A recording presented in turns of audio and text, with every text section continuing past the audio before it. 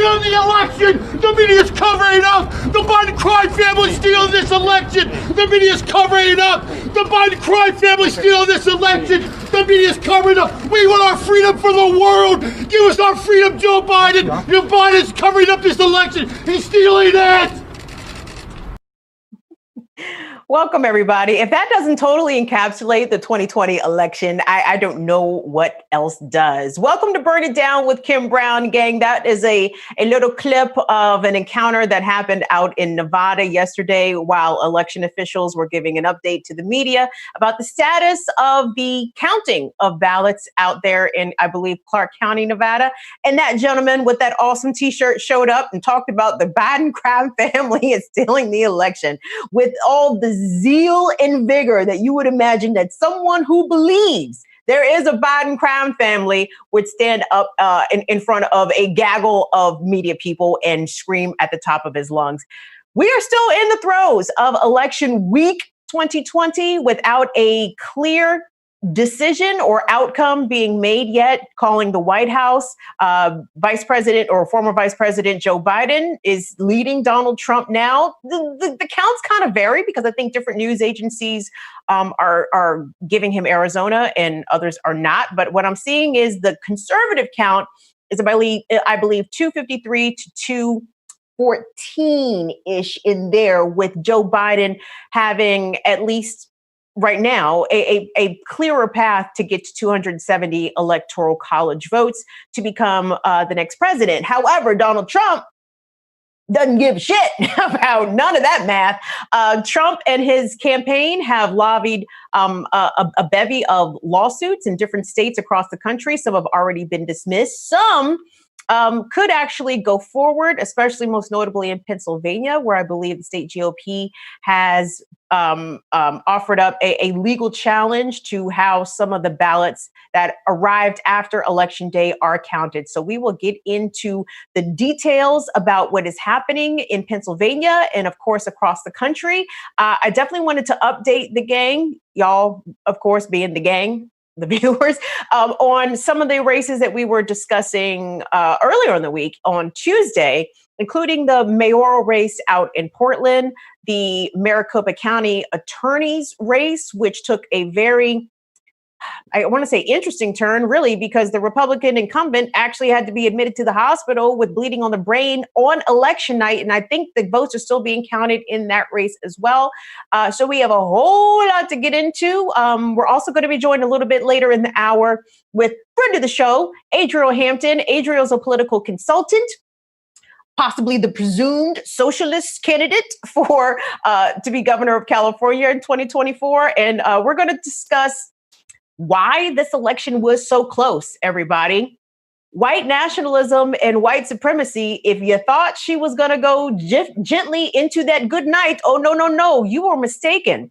Donald Trump has managed to pull as many popular votes as Joe Biden. This was a record-setting election. Both Joe Biden and Donald Trump so far have garnered more votes than Barack Obama, I believe, in either 08 or 12.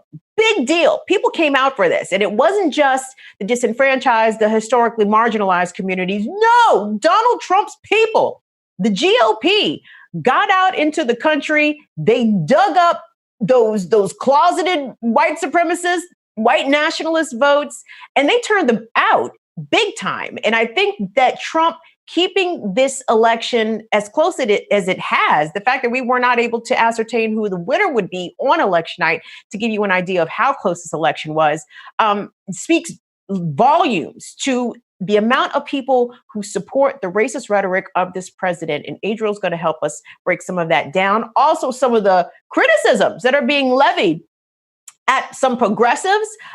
Some establishment Democrats are pretty grumpy that Donald Trump was able to have as much as 10% of the Black vote in the state of Florida and a decent chunk of the Latino vote in the state of Florida.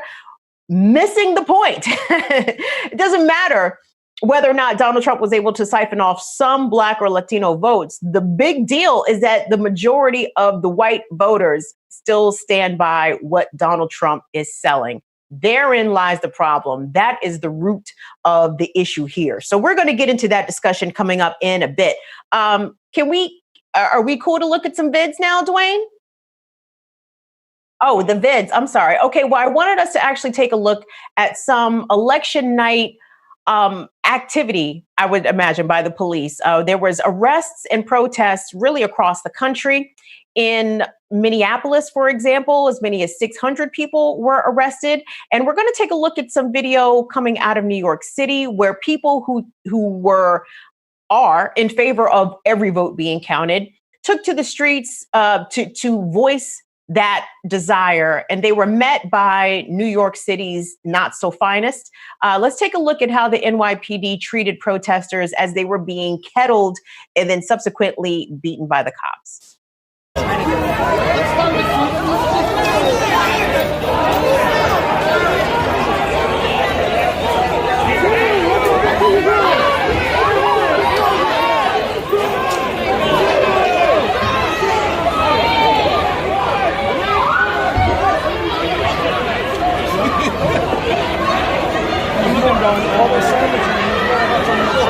NYPD officers are laughing while protesters are being kettled and beaten in the street.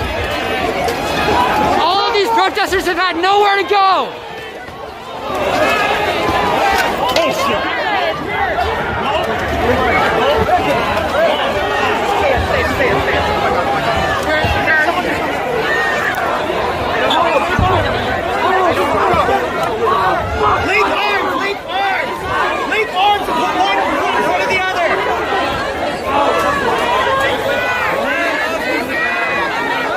Protesters are packed like sardines on the sidewalk with nowhere else to go.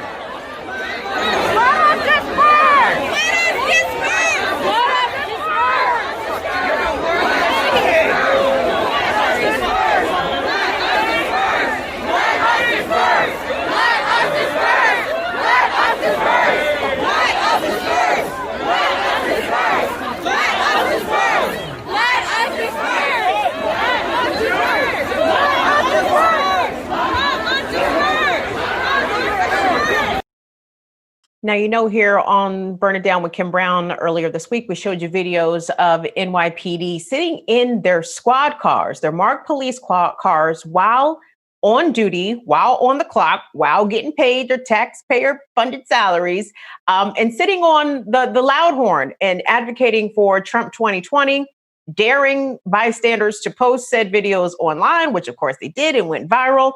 And now we see the New York Police Department, who, by the way, endorsed Donald Trump for president and perhaps allowing things to turn south because their candidate did not win. So there's a lot going on there. As I mentioned, there was hundreds of people arrested in Minneapolis as they shut down the highway out there, I-94, in response to all the votes being counted, perhaps maybe even some Trump folks mixed in there as well. Other things I wanted us to talk about, including, like I mentioned, the lawsuits brought by the Trump administration in the states of Georgia, which I believe that one was already dismissed, and in Michigan were already dismissed. But I want us to turn to our next guest right now, because the state of Pennsylvania is in the national spotlight for a presidential election, a position that the Commonwealth is usually not finding itself in. Usually it's Florida messing this up, right? Or Ohio or some other state. Pennsylvania tends to do things pretty smoothly, pretty quietly. Not this time around, where the ongoing vote count of absentee, mail-in, military ballots, provisional ballots still continues in Center City at the convention center there in Philadelphia. And that is where we are going to begin here on this episode of Burn It Down. Today, we are joined with Bob Stewart. Bob is a local judge of elections, part of the Democratic Committee. He's a Democratic Committee person, I should say. Bob Stewart is an elected judge of elections and serves on the executive board of Philadelphia's 58th Democratic Ward, also a former journalist. He's covered the courts, government, and politics. So I'm sure that Bob has an interest in this outcome from a variety of perspectives. Bob, we appreciate you making some time and joining us today. Thanks for having me on. All right, so let's start with what we currently know, what the latest is at 10 minutes after 5 on Friday. Currently, Joe Biden leads the Commonwealth, leads the vote count by a slim enough margin that perhaps things could still be contested. But what are we awaiting from the Secretary of State and the Pennsylvania Board of Elections in terms of the latest information to come out of the state regarding the vote count? But the latest that I heard, and I don't have 10-minute old information, but a little bit older than that. But they still have tens of thousands of votes to get in from Allegheny County and Philadelphia. I don't believe they even touched the provisional ballots before today, if they have yet at all. They still have the mail-in ballots, and they can't do the provisional ballots till they're done the mail-in ballots. So once they're done the mail-in ballots, they go to the provisional, because the provisional was used pretty much as a backup. If you mailed in, say, in mid-October, but then the website didn't say that your vote was recorded yet, you could go to the polling place and get a provisional ballot and fill that out. So when they get to the provisionals, then they're going to cross-reference that and say, oh, no, this vote was counted already in the mail. They're going to throw the provisional out. But if they said, oh, the mail-in never got here, or it just wasn't, something was wrong with it, you already backed it up with a provisional ballot, they'll count that. And then some people just do provisionals because they're not in a registration book. There's a lot of reasons. So there's a lot more votes to count, the way I see it. And that, I don't think it's, because the margins are so close, I don't think they can call the race in Pennsylvania for some time, especially with those kinds of outlying ballots. So when we say sometime, Bob, because, Americans are not used to have to wait for stuff, right? It's like we're being instant gratification, right? Right. This is counter to our whole ethos as a nation. We don't wait for nothing. So when we're talking about what the wait times could possibly be, what are we talking about here? Are we talking about 9 o'clock tonight? Are we talking about next week? Are we talking about possibly even December? So I think because this is such a new process, normally all of the mail-in ballots, in any case, in the formerly known as absentee, and they still have absentee, but that stuff would have all been done by today. And then they would have went to the provisional ballots. And a lot of the provisionals get thrown out. A lot of times it's people who aren't registered to vote, but they didn't know, or they went to the wrong place, things of those nature. So a lot of them get thrown out, but they have to be reviewed first. And the 3 commissioners, 2 are from the majority party, 1's from the minority party, review each one. And usually it's, just a couple thousand of them, but now it's going to be a lot. It's got to be a record amount of provisionals that came in, and they have to cross-reference that mail-in list to see, this voter, just didn't know that their mail-in ballot was recorded. So there's going to be a lot at the front. I think that's going to be a slower process than even the mail-in counting, because the mail-in counting, you have it. It's a pretty easy read. You have it. There's barcodes. There's all kinds of things. Provisional ballots are really plain Jane, just green and white envelopes, and people fill them out live on the scene. And there's a lot more variability to it. So I think there's going to take some time to kind of review them. And to be honest with you, a lot of Republicans use that. Even in Philly, there was about 10 in the division I was in, and 5 of them were some of the Republican voters. So there's going to be more to review. A lot of people who didn't get the mail in, that just say they never received it. Or they had it, but they didn't bring it with them to the polling place, so they couldn't surrender it to go into the machine. I think that might take some time. I don't know that you can put an estimate on it, because I think the poll watchers might say, hey, I want to check that ballot more. I want to further review on that. I want to check the signature. I want to check the information, make sure it's accurate. Let alone hanging Chad kind of things. Is the circle all the way filled in? Did someone vote for 2 candidates in the same race? You get into all those things too. So that said, if they're down to 10,000 provisionals and there's a 13,000 vote lead, well, then you can call it, because it's obviously not going to have all the ballots go that way. So that's really a matter of just the timing of everything. Talk to me about what the tone is, what the mood is in Philadelphia. We're seeing a lot of pictures coming from where the vote is being counted at the convention center, I believe. And so there are people on all sides. I can't even say both sides at this point. There are pro-Trump people, pro-Biden people, people who are just interested in making sure that the election is executed, I suppose, fairly, people who are there to perhaps de-escalate any tensions. We know that there have been at least one potential threat to the people counting the votes.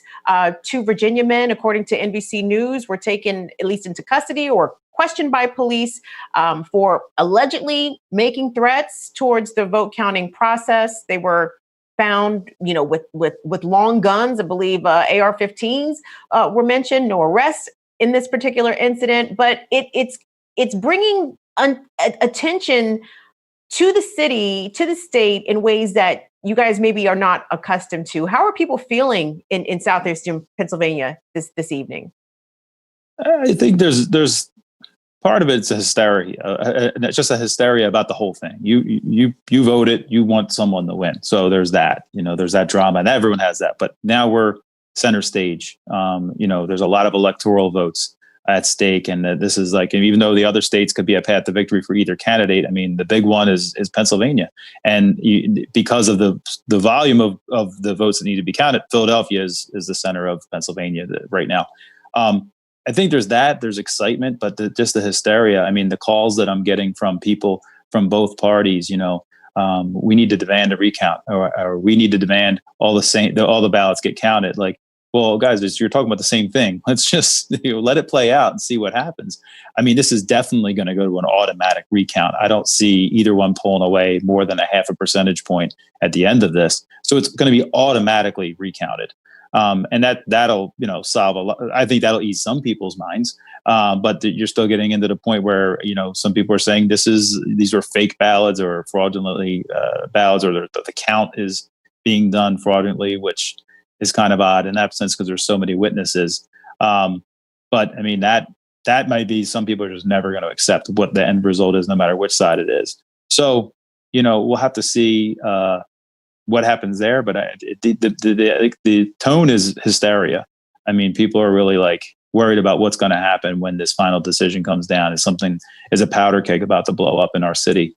And like you said, we're not used to being center stage. It's kind of usually, it's usually a solid state going one way. You kind of know before the election which way Pennsylvania is going to go. And I mean, here it is, days after the election, we're not really positive yet.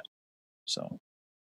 And that's the super interesting part about Pennsylvania being in this position in this election cycle. Obviously, for a while, Pennsylvania wasn't necessarily a contested state. It had been predominantly Democratic, at least in national elections, for some time prior to 2016. And then with the razor thin margin in which Trump was able to win the state, why is Pennsylvania now in play for Republicans, or in a way that perhaps it had not been in previous cycles before 2016? And talk to us about how Trump is popular in the state outside of Philadelphia and Pittsburgh, but in Pennsylvania, as what some folks are prone to call it, Donald Trump has people, and they show up for him clearly. Yeah, I mean, he has a lot of fans. I mean, it's a weird situation. Obviously, he was a celebrity kind of person before, having TV shows and all that kind of stuff. So you already kind of have that head start over somebody else. But there's just definitely just this fanatical following. It's like a sports team. People follow him like a sports team. I think the Republicans did a great job organizing to get out the vote this time around specifically. I think last time it was the Democrats failed to get out the vote. And you can see that in the numbers from 2008, 12, 16. You see that thing where basically Hillary Clinton got less votes than Barack Obama. Same state, should have been more just by sheer population growth. Why did that happen? And it was basically, I think they overlooked the state. The Republicans in 2012, Mitt Romney came to southeastern Pennsylvania very, very late. I think it was that was probably the first hint, maybe in the mid 2010 on, maybe people started seeing, maybe something's there. And I think the Republicans in 2012 saw it, but saw it too late. And then 2016, Hillary didn't come out. She had her last night, the night before the election rally in Philadelphia. And, that means that they thought there might have been a problem there. And I think now, forget it. I mean, Pennsylvania is going to be center stage. In Philadelphia, it's going to be get out the vote for Democrats. In Pennsylvania, it's going to be overall get out the vote for Republicans. But I will say that there's people who I know personally who were approached by Republicans about changing their registration and becoming a Republican in the past few years. They did a lot more grassroots, not really popular stuff that people caught on that was happening, but they were actually getting some people. And then, in mid-October, right before the deadline, there was a lot of Republican registrations statewide. So you have to give them credit. There was a lot of hard work that they did to get that done. And I do that kind of work for where I am in my neighborhood. And it's not easy work to go out there and knock on doors and get people and make the phone calls. And they did it. And so, there's a lot of people who feel the way that they do, because they were able to get people in there and they got them in, and it's a record numbers for both sides. It's insane. Incredible. So, Bob, before we let you go, I wanted to ask about the potential for court challenges in the state of Commonwealth of Pennsylvania. I keep calling it a state. It's the Commonwealth of Pennsylvania. Yes. The Trump campaign has made it clear that they will bring a lawsuit, with merit or not merit. But what is the likelihood of a court challenge coming in the Commonwealth of Pennsylvania that could actually perhaps have some teeth and could actually be heard by a judge? So, interestingly enough, I covered an election 3 years ago that led to 4 convictions for election fraud, and I was working for the Spirit newspaper at the time. And we had a good team there, a real good team of young journalists that came in, and we pounded the ground and we did the job. And it ended up we were the only journalist institution that really covered this race, because the Philadelphia district attorney that day got indicted by the feds. So Philadelphia, there you go. Bad things happen. Is that what they say? But that election, when that all happened, and then there started being court challenges there, we looked into were there ever a court challenge where you literally overturned the result, because it's always when you hear these court challenges and someone gets a slap on the wrist, but it doesn't change the election result. Well, there was one. And it was in the early 90s. It was for a senatorial seat in the state legislature. And basically what they had proved in federal court, not Commonwealth court, in federal court, they skipped Commonwealth court because they thought it would be too biased. In federal court, they proved that there was so much rampant fraud in the election, and it hinged upon absentee ballots. I spoke to the person who brought the suit. He was the guy who ended up getting the Senate seat after losing the election. And it was based on absentee ballots. And basically, some political operatives went to these people, got them their ballots, and then pretty much filled them out for them and then mailed them in. There was real signatures, but there was just fraud in the way they did it. They were handling the ballots. You're not supposed to handle the ballot. You can get someone signed up for an absentee and you can, be involved, but you're not allowed to you're not supposed to watch them fill it out. They're supposed to be able to do it in private, a secrecy ballot, put it in the envelope. And then you could be returning your opponent's vote, you know what I mean, that you don't even know because it's in the secrecy envelope. They were kind of skipping that part. And then there was some money being exchanged. People were getting $5 a ballot, whatever. Well, they proved this. And they proved it to such an extent in federal court that the federal court removed the elected state senator from that seat, removed him, and installed the loser of the election. They didn't have a revote. They installed him immediately. And that was a big case back then. Here's the funny thing. The guy's name is Bruce Marks, and that guy was Trump's lawyer after that fact. After he won that seat, he didn't win the next election. His name's Bruce Marks. He is a Russian-speaking lawyer, has an office in Moscow. Very nice guy, by the way. I mean, he was nice enough to give me a full-on interview about what happened and everything, and gave me a lot of inside info. Some of it off the record, which was more entertaining, if you can believe that. But I think what I heard last night and the way the verbiage coming out of President Trump's mouth is that they're going to try that kind of an angle, not so much try to throw out, certain ballots, which they can still do with the provisionals, but try to maybe say that there was so much rampant fraud that portions of this election, maybe if you say, hey, in this division or this ward in Philadelphia, there was so much rampant fraud, we got to throw that part out. The problem with that is if you didn't do the recon back then, you're going to need to do an investigation now. So you're going to need federal agents to go investigate people who turned in these mail-ins and have them admit that, oh, I didn't do it myself. This person came and knocked on my door and said, I had to do this and they were going to do it for me. And I had to vote for this candidate. And then I had to give them the envelope. Easier said than done. I mean, that kind of work should have been being done in September and October, if that's what your plan was. Meanwhile, all I see is the focus is on where's the count. And then they're down there. We want to be closer to the people doing the work in the convention center. And that's not where the fraud would be going on. That's already after the fact. So I have a feeling because of the close connection between this candidate, who was one of the few candidates who ever pulled off something like this, taking a case to court and getting the person out of the seat and taking that seat. that's their plan. And I don't, Trump would have to be aware of how that works, and his team has to be aware of how that works. I mean, I don't know if they hired him. I haven't talked to that man in a while. Our paper went out of business. I don't have my access to my old emails. Otherwise I'd call him and be like, hey, are you involved? But I can't imagine that that's not their plan. That has to be their plan, because that seems to be the only way in court. But here's the crazy thing. That's not going to be done overnight. That's not something that gets filed Monday and ruled on Tuesday. You're talking about an investigation. This gentleman actually got that seat months after the term had started.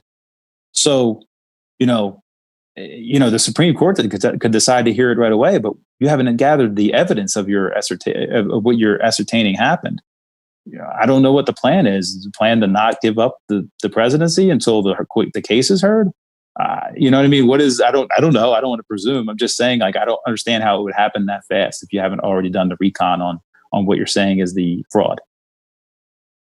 It'll be interesting. And we know that clearly, Donald Trump and his minions don't necessarily operate within the same realm as reality as the rest of us. And they sort of believe that they can make things happen. And in some instances, they do make things happen. So it will be interesting to see what the expectation, or even better yet, what the outcome would be of any potential litigation. But I absolutely believe that Trump and the GOP sort of long game in stalling a lot of the appointment of some of these federal judges. I know not necessarily at the Commonwealth level, but some of these federal judges during the Obama administration, and allowing Trump to appoint a lot of judges may have been part of the strategy leading us up to this point. Maybe they think they have some favors in the pockets of some of these newly appointed jurists, and it can go in their favor. But we will see. Like you said, we can't really presume.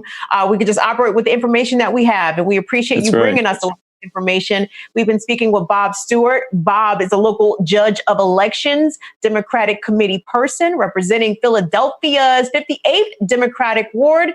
Shout out to the 215-610. We love Philly. Thank you so much, Bob, for stopping by and sharing your perspective with us. You're welcome. Thanks for having me on.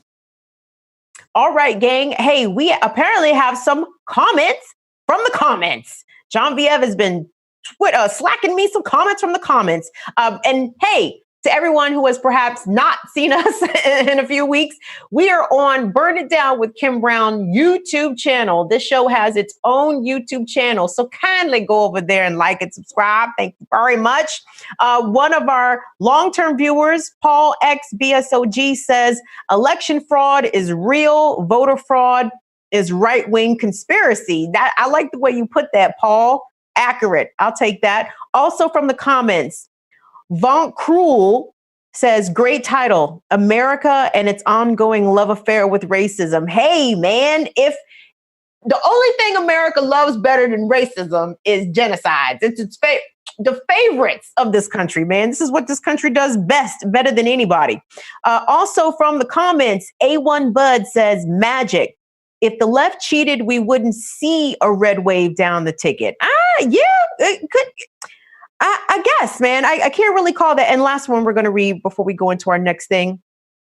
DIC says, why do so many act like this is new? An artificial created, quote, country based on genocide, white supremacism, resource theft, clubbing, torturing innocent people here, and the worldwide mythology.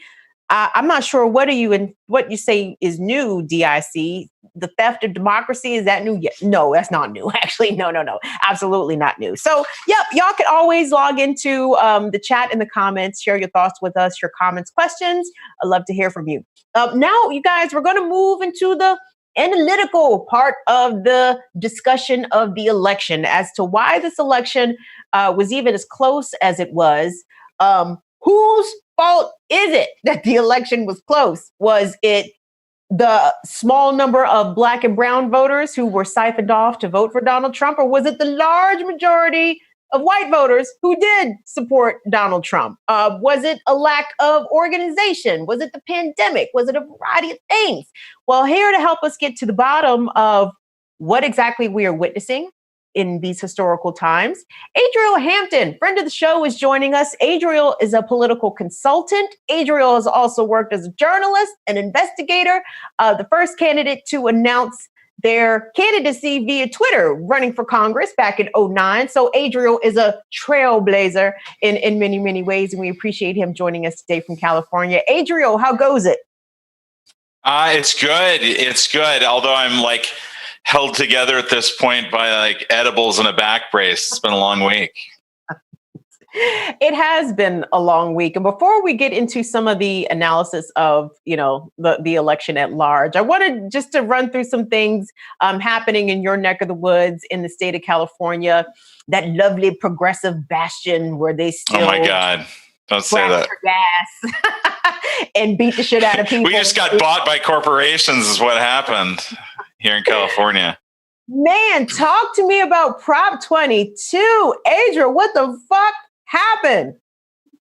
Well, I mean, I think that like I'm as a consultant, as a strategist, as someone who produces media, I'm basically in the business of propaganda, but we mix it with organizing. So like to clean it up a little bit, we launder our propaganda through organizing.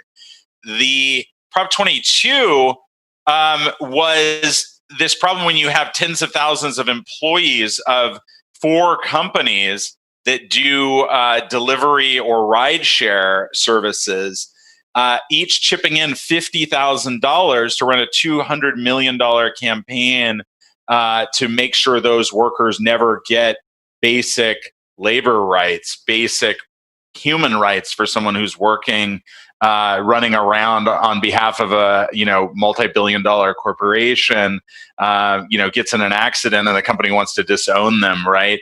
Or gets sick and no longer has any source of income.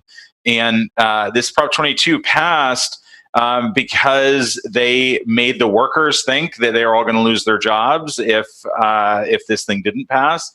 And they used their giant customer bases to just make a constant barrage of material, propaganda, telling people that this had to pass or you wouldn't have access to rideshare. They got Mothers Against Drunk Driving to say this thing had to pass.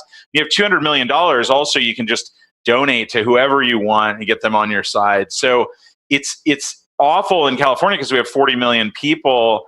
And when, this was a mail election, and so you're getting more and more participation, but these companies are able to spend unlimited amounts of money to override our legislature. So it's actually a really big problem.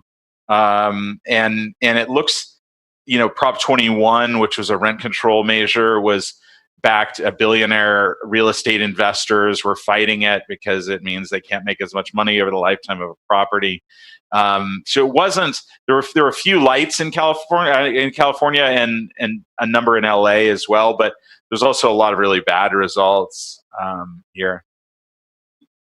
I want us to talk about some of them bad results, but nationwide, because, I'm sure California progressives probably took their share of L's. But, when we're looking at this race for the White House, Adriel, I don't see a winner here. And what I mean by that is regardless if Trump wins or Biden wins, we collectively lose. And I know that people don't really want to hear that. And I'm not here to say that Trump is not so bad. Trump's a piece of shit, okay? Huge raging fascist.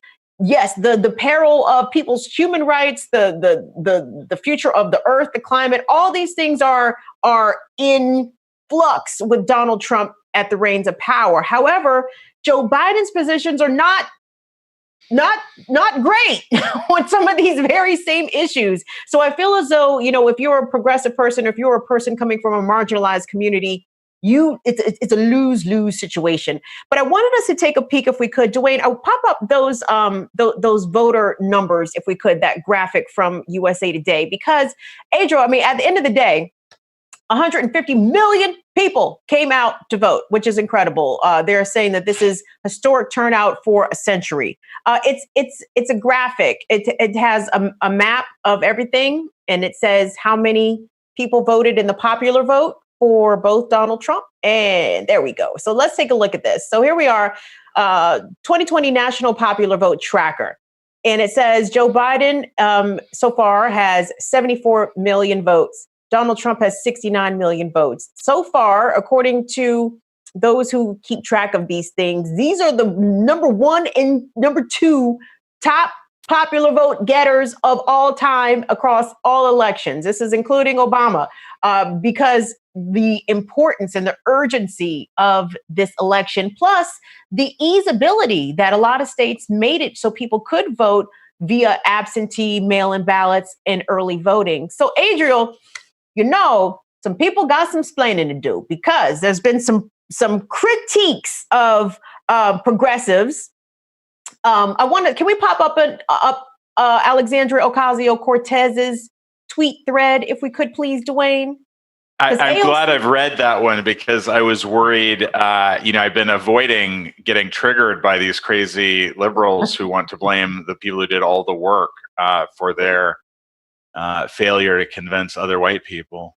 Oh my goodness! Thank you, Adriel. Thank you for saying it. So I don't have to say it. Well, I like the premise of this episode, because it is like, the problem is we now know that we have 70 million people who will support an open white supremacist government. And that's just, we've never, I think, had to really face that head on. You could say, like, Bush pretended to be a compassionate conservative, and then people voted for him again, but it was like, because he was a patriot, he loved us all, he was bringing us all together. Trump doesn't even pretend. He's like leaving people freezing out on the like miles from their cars. And, he's killing people with the coronavirus. Like, they say 700 people directly from his rallies and 30,000 or so infected. And it's like, so then you have to say, well, and then 70 million people still voted for him. Some of them could have been fooled, just like the Prop 22 thing. I think a lot of people were fooled, but the majority of those 70 million people are fine with this being a white supremacist country. And that is like a shocking, and I hope that people remember that and don't, exactly as you say, don't just say, we're going to celebrate Biden, because you can't celebrate when you have that level of participation and zeal for a Donald Trump Republican Party. It's so gross. And the Republicans have so much to answer for, because even, they pretended to have these Never Trump and Lincoln Project factions. And it seems like that comes down to a handful of talking heads. One of the things we're really doing today, we've been working with grassroots organizers in Pennsylvania, is we're creating content and getting it out on Facebook and Twitter and Instagram, claiming the victory for young people, for indigenous folks, for Black Americans. I mean, Georgia is the incredible example, with this massive increase in turnout in what was traditionally a red state. And then also just for the working class, for people who aren't. I heard something on the radio on Wednesday that said that one of the highest turnouts for Trump was people making $100,000 to $200,000 a year. So it's like basically people making less than 100 are supporting Biden, supporting some kind of change, some kind of relief, and then like the wealthy, more elite liberals are also supporting Biden. And then there's this band of people who think they're well off, and they're probably struggling just as much as the next person in real life, in terms of debt, in terms of medical problems, in terms of people suffering from COVID right now and from unemployment. And yet they turned out for Donald Trump. And the only thing going for Donald Trump is lies and white supremacy. And it's just, it's horrible and awful. And it's awful to think that we have to wait another, couple of 2.5 months to actually be done with him. It's very concerning. Dwayne, pop up, I believe it's A3 and A2. I'm not sure if we had a chance to look at those, because, Adriel, you raised a great point. I mean, to sit in the same country with 70 million people who are, I can only assume, are either white supremacists or white nationals themselves, or who don't have a problem with a white nationalist, white supremacist. We wonder how the Holocaust happened. It happened because the bulk of the population sat there, and what we just see is that almost half are ready to just sit there while Donald Trump does whatever he wants to whoever he wants, and including kill people. Dwayne, pop them tweets up for me. The LA Times ran a piece that talked about how Trump did better in counties that COVID was running rampant. Counties with worst virus surges overwhelmingly voted for Donald Trump. That's troubling. Also, Dwayne, the tweets that Adriel just referenced, where the Stanford study revealed that at least 30,000 infections can be tied to Donald Trump's maskless rallies, the 18 or so rallies that he held around the country. Now, this study has not been peer-reviewed, just FYI, but Stanford said, we got the numbers, baby. 700 deaths, potentially COVID-related, to these Trump rallies. So Trump doesn't give a shit about his supporters. Like Adriel mentioned, he left supporters in Nebraska and I believe another state just freezing their asses off with no way to get back to the parking lot, because that's how much Donald Trump cares about his own people. But Adriel, the tears of white liberals is really pissing me off, because like the way that people are in a state of shock that this election is so close, and that they clearly didn't get the message that was sent to all of us in 2016, even before then, when Trump got legitimized and got some credibility from the cable news networks, allowing him to have his press conferences about President Obama's birth certificate, unedited, unfettered. They just let Trump stand up there and talk shit for 30 minutes uninterrupted. Dwayne, I want to go to Stephen Colbert. Stephen Colbert took to his program last night, and he was a wee bit emotional. Now, I like Stephen Colbert quite a bit. I thought that what he did at Comedy Central with the Colbert Report, and prior to that, The Daily Show with Jon Stewart, amazing work, awesome satirist. He's the shit. But Stephen Colbert got to chill out with all this liberal tears. So let me set it up for you. So Stephen Colbert began his show dressed in black, saying that he had a feeling that Trump was going to come out at a press conference, which he did, cast aspersions, cast doubts upon the validity and the credibility of the election and of the vote. And we'll pick it up from there. Here's Stephen Colbert. I mean, he said this stuff back in 2016. I will totally accept the results of this great and historic presidential election if I win. So we all knew he would do this.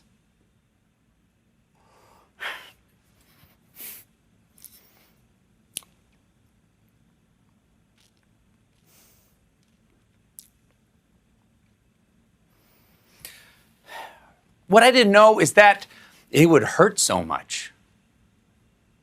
I didn't expect this to break my heart. So for those asking, shout out to Taylor Hebden. Taylor Hebden, one of our producers here, she asked, she's like, was he kidding? No, he was not kidding, honey. Those are delicious white liberal tears of sadness, profound disappointment that our election is going to shit, and white nationalist is very close to winning re-election, although it's not looking likely, but it was close. Adriel, why do these white liberals have to seriously shut the fuck up with this nonsense? Like, have they not been paying attention? Have they not been seeing the way that communities of color, marginalized people, gay and trans people, indigenous people have been treated throughout history, but not to mention that, but the lack of policies set forth by establishment Democrats, the fact that Trump has been able to galvanize and do a major power grab, abetted by the GOP in ways that we have not seen before, all fueled by white nationalism and white supremacy. Why is Stephen Colbert on TV crying? I mean, it's a bubble. That's the challenge, I think, is that the same way, I call them like the Blue Anons, because they're in this cult of, thinking that their worldview is the worldview. And it's literally, it's not even like a majority minority. It's like a small sliver of the population but they're the media makers, right? And now we have social media and we have all these different channels. One of the things I just was loving those Ocasio-Cortez tweets today, because she was, going right into my industry, which is political digital, and she was saying that the Democrats did not do a great job. Just like your previous guest, I heard in Pennsylvania that the GOP did massive registration work, getting tons of new Republicans. And you're right, it's fueled by white supremacy. It's horrific, and by lies, I think. I'm not going to give anyone a pass who voted for Trump, because I think they minimally are fine with the white supremacy. But there's also massive amounts of money, massive amounts of disinformation flowing into people's media channels. And every channel is different. There's like a way to do it on Instagram, and a way to do it with TikTok, and a way to do it with Facebook. And they also have, hundreds of millions of dollars for television. So the problem is the Democrats they're just not fighting fire with fire. And that's what AOC is calling out, because during a pandemic, a lot of people gave up door knocking, and there's questions about that. My understanding is that Ilhan Omar and Rashida Tlaib both continued door knocking with social distancing and masks, but most campaigns stopped it. And so what do you replace it with? And I worked with Roots Action on a campaign to reach swing state voters who had been Bernie supporters, and to say, like, hold your nose if you think Biden stinks, but we got to get rid of Trump, and then we can get on to the next thing. And I think that I try not to worry too much about the liberal tiers or their jabs, because it's easy to get into these fights, especially on Twitter, and just go and go. But I think what this election showed is that progressives now know how to win, know how to reach people, and know how to organize in a way that the Democratic Party itself had forgotten. And progressives who were upset with things not changing decade after decade are starting to take it back using organizing. And then I'm scared of the Republican Party. It's very, very bad. It's very, very horrible. And in many ways, it'd be better to have no Republican Party, or very small Republican Party, and a large Democratic Party where you had progressives and you had the old blue dog thing. And then, I think also that even helps socialists exist and get larger. But right now, you have these two horrible corporate parties separated by, it's crazy that it's like 4 million votes out of 150 million separate these two guys. Like, that should not be happening. It should be like a 70-30 split of the popular vote. There's something very, very, very wrong, with what we're doing and how we're spending money, and the kinds of the parties, something very wrong with them, Well, there's that, and the fact that, first of all, Dwayne, do me a favor, pop up those AOC tweets again, because I want to read them for some of our viewers who may not be able to read the screen. So I just want to read them aloud so people can understand what AOC said in her Twitter thread. She led off by saying, "There are folks running around on TV blaming progressivism for Democratic underperformance. I was curious, so I decided to open the hood on struggling campaigns of candidates who are blaming progressives for their problems. Almost all had awful execution on digital during a pandemic. Underinvestment across the board. Some campaigns spent zero on digital. Adriel, unheard of in 2020, spent $0 on digital the week before the election. Others who spent did so in very poor ways. If I spent only $12,000 on TV the week before an election and then blamed others after, you'd ask questions. That's how it looks seeing this." And this is the last part of this thread I'm just going to read. "Ideology and messaging are spicy convos, and a lot of people want to jump to, but sometimes it's about execution and technical capacity. Digital execution was not good. Polls were off. Ironically, DCCC banned the firms who are the best in the country at Facebook because they work with progressives." And Adriel, hey, thanks for the subtweet, AOC. Right. I mean, that's sort of the direction that we go here. So let's presume for a minute, if we could, that Joe Biden is going to be the 46th president of the United States.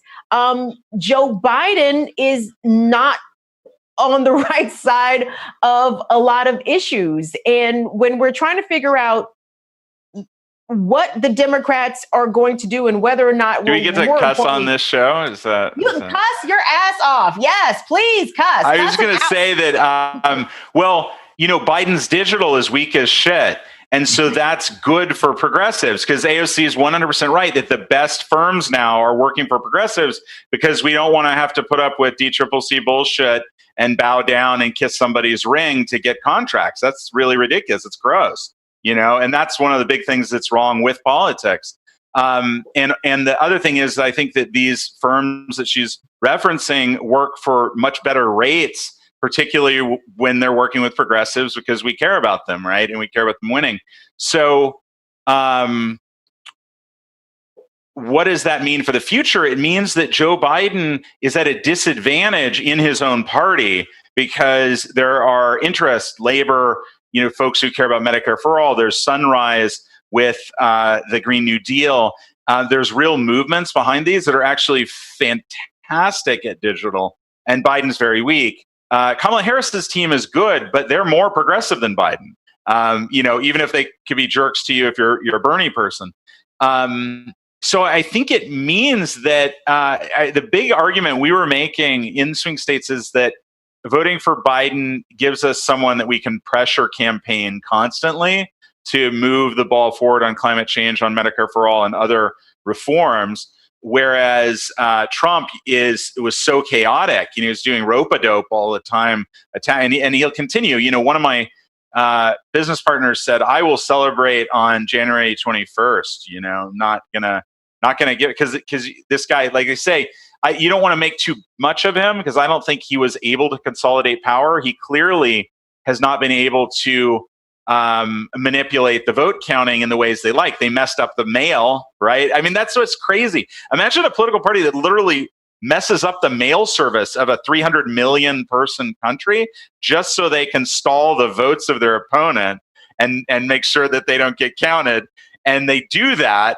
And then they're trying to stop the counties from counting, but there's 3,200 counties counting votes. As my understanding is that every county does them separately. Plus there's the state officials. So the greatest thing about this is that Trump was not able to consolidate power. Now, Biden will be better at it because he'll be inheriting a lot of the Obama stuff. I mean, there's either people who have been out for a while or there's people who burrowed in at low-level positions. And so will Biden be able to consolidate a lot of power in the White House? Yes, very quickly. Whether he controls the rest of the country depends on whether or not he's doing things that are good for the people who voted for him. Because so far, what most presidents do is they do things that are really good for that kind of financial elite and people who are better off and people who are white. And that's been going on for decades and decades. So will Joe Biden serve the people who elected him? That's the central question. If he does, he's going to have this great legacy as someone who saved the country from Trump. If he fails to do that, he's going to be, it's going to be bad for him in history. So he's not going to get a pass just for taking out Trump, I think. Absolutely not. And I believe that he didn't do it. We did. The people did it. And that's a big part. First of all, if Joe Biden is elected, chances are he will be weak as fuck when entering the White House, with the Senate still presumably controlled by the Republicans and with minor pickups in the House. I mean, this is going to be a weak Democratic establishment for a first term at minimum going forward. Just think about Obama's second term again, right? All the stuff Obama perhaps wanted to do was stymied by McConnell and his trolls. But the real issue for Democrats, Adriel, has to be that so many progressives did hold their nose and go vote for Joe Biden, though he stood in opposition to a lot of the positions and policies that progressives hold dear. They did so in order to get rid of Trump. And in 4 years, there's not going to be, there couldn't be another Trump. Trump could come back if he is defeated this time around. Or there could be someone worse than Trump, like a more polished and together Ted Cruz or someone along those lines. How are the Democrats going to still keep progressives in their corner or in their circle, at least, when it comes to national elections? Democrats refuse to expand the left. They instead want to reach to the center and grab at these, pseudo-conservative, centrists or some timing Republicans. Can the Democratic Party expect to keep winning national elections if they keep telling the progressive left, fuck you? Well, I mean, they need to be very careful with a Republican Party that is this strong and this crazy, because the progressives represent a more activist portion of the Democratic base, right? It has different constituencies, but you look at progressives are the ones who want to organize, want to go door to door. And the other thing I think it's really big to think about is that the progressives in the Democratic Party, after 5 years of kind of the Bernie Sanders campaign and political revolution and everything adjacent to that, are better organized, more recognized in the media. People and like regular people know the progressives are out there, right? You don't have to be like a real nerd to find us. So our policy positions like Medicare for All and like the Green New Deal are wildly popular, especially with younger people. So I think the answer with Biden, it's the time to organize. And you think about Kamala Harris, her game is that she could be in for 8 years after him or take over if he, ever has any health issues right there. And that's scary for progressives who think we don't want Kamala Harris. But on the other hand, presidents have to represent their constituencies, or as you said, they will lose that national election in 2024. So Kamala Harris, I think, could be someone who says, okay, I'll do the Green New Deal. She's already said they're going to do decriminalization of marijuana, even though Biden has been very aggressively anti-legalization, he's gone on the stage with a pharmaceutical company and said marijuana is a gateway drug. But Kamala Harris is much more progressive than Joe Biden is. She's the one who attacked him on the stage about busing.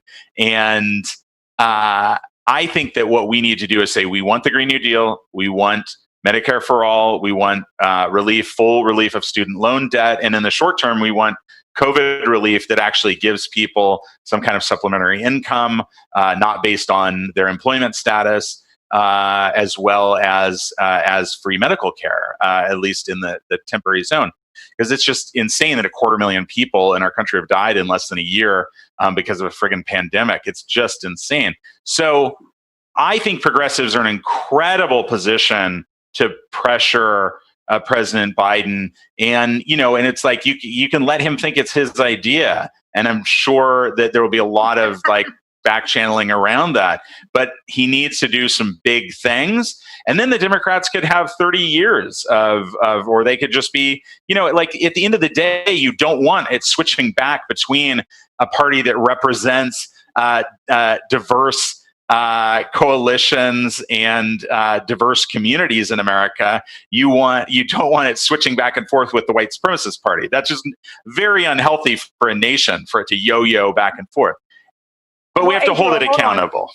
I want to play this clip real quick from former Missouri Senator Claire McCaskill, now MSNBC analyst. Cool. This is what she had to say. Fail up, right? Right. I guess it's not failing up. She was a senator, right? She was a senator, and she was one of those doofy not pseudo. She was like Glue Dog, right? Republican, exactly. Like she was a conservative Democrat in a now conservative state in Missouri. Shout out to the 314. What's up, Casey? Out there also as well. But this is what Claire McCaskill had to say about the future of the Democratic Party and and who they plan on reaching out to as they continue to go forward. This is from MSNBC. Whether you're talking guns or issues surrounding the right to abortion in this country, or things like gay marriage and the right for transsexuals and other people who we as a party have tried to, quote unquote, look after and make sure that they're treated fairly. As we circled those issues, we left some voters behind, and Republicans dove in with a vengeance. Ooh, there's so much wrong. It was so problematic. That was like the most problematic. God. Yeah, it sounded like it was an interview from the 90s. First, Claire McCaskill, update your language, honey. Join the rest of us aunties. Is absolutely not transsexuals. It is transgender folks, okay? So that's strike one. It should be strike one and strike two, actually. But when she talks about the marginalized communities that the Democratic Party has had to look after, Adriel, if that is not the most patronizing patriarchal shit that could have fallen out her mouth. But this is the attitude of a lot of the establishment Democrats. There was a piece in Politico circulating that has some Democratic leaders warning, the party faithful not to veer too far to the left. The Democratic Party is way out of touch, and it looks like they're about to win.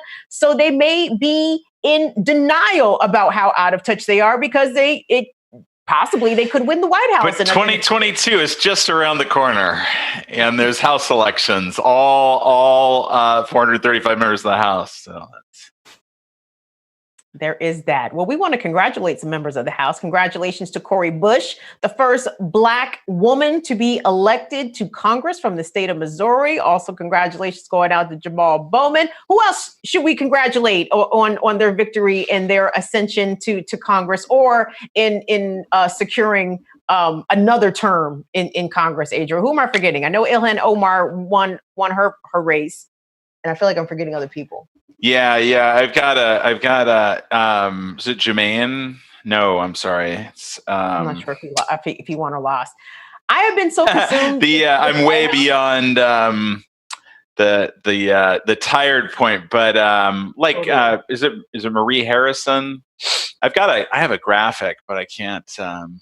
No worries. I'm not. Listen, you're off. I want to congratulate every American voter for doing your shit and then waiting for it. And also, we've got to say, it's more about everyone who got riled up about this. The fact that it was such a high turnout, people were riled up.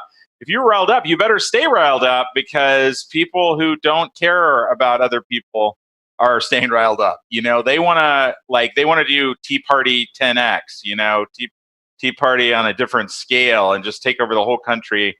And it's just, and we can't, the answer is not the milquetoast liberalism that we see from the Democrats, where they say, we'll take care of you, but they don't actually care about equality. They don't actually care about reparations for harms done. They don't really care about facing the evils of this country. They kind of want to hide behind the flag and say, everybody get together. And, let's get Trump out. I am down with the thing of not having too much infighting in the Democrats until we see Biden inaugurated. But you can't allow them at all to think that they won, because there was nothing they won on. They won on being not Trump. And now we have to say, what do people really need? And there are many policies that Biden could do that would really transform people's lives in the short term. And there's a lot he can do. Even Truth and Justice Reconciliation committees. Our country needs radical change. And perhaps the one thing about Biden is he's knows that he's, probably got one term in him if he's lucky. And he wants to make a mark, and hopefully he'll do some big things. I think that to some extent, these kind of politicians, they're corporate funded, which makes them scary. Like we just talked about Prop 22. But other than being corporate funded, they are to some extent a container for what their base wants. And so progressives have to make sure that it's very clear that we are the active partner in the base, and we need to be heard. I appreciate your optimism, Adriel. And by the way, I think that candidate that whose name you were searching for was Mondaire Jones. Is that Mondaire accurate? Jones? Thank you. Yeah. Yes.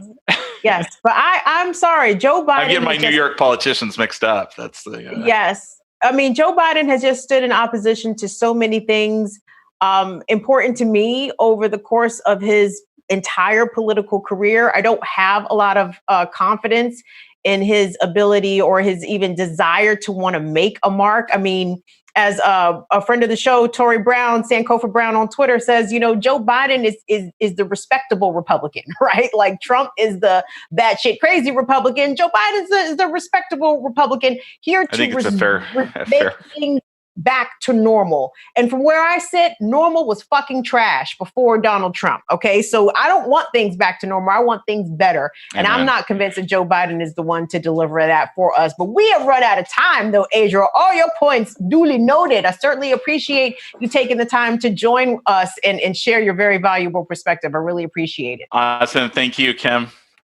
Appreciate the work that you guys do at the People City Council as well. Huge fan of the People City Council. Oh yeah, they're great. That's most of the people on my team do that. It's not an official project, all volunteer stuff, but it's badass.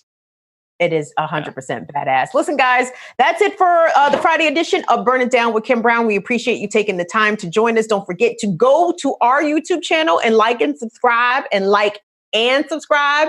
I would certainly appreciate it. We will be back on Tuesday to chop it up. We have some topics percolating. It will be something that you will enjoy and find interesting. Of course, y'all do not forget COVID-19 is still out here very much jumping on people. You need to wear your mask. You need to wash your hands. You need to social distance. And just be aware that this virus has killed 250,000 people in this country. I do not want it to kill you. So please take precautions and keep yourself safe. We will see y'all here back on Tuesday. Have a great weekend. See you later. Bye.